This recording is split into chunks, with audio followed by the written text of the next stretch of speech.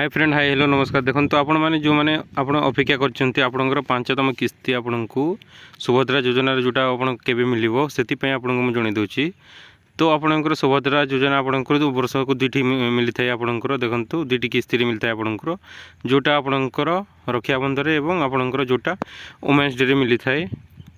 तो आपंकर केवे मिल देखो आपंकर एवं 28 तारीख दिन आपंकर आपंकर अगस्ट 28 आपको मिल जोटा आपंकर रक्षाबंधन अच्छी।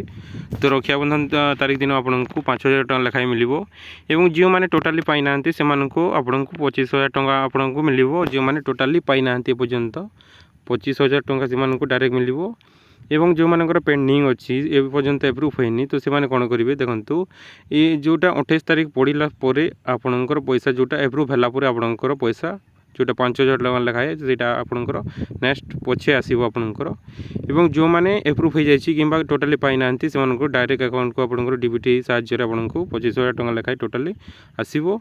एवं जो मैंने पाई से जोटा 5तम किस्ती अच्छी 5,000 टका लेखाए आपणकर 28 तारीख अगस्ट 28 तारीख दिन आपणकर शुक्रवार दिन आपको मिल। ये रोचे आपणकर सुभद्रा योजनार अपडेट। Thank you.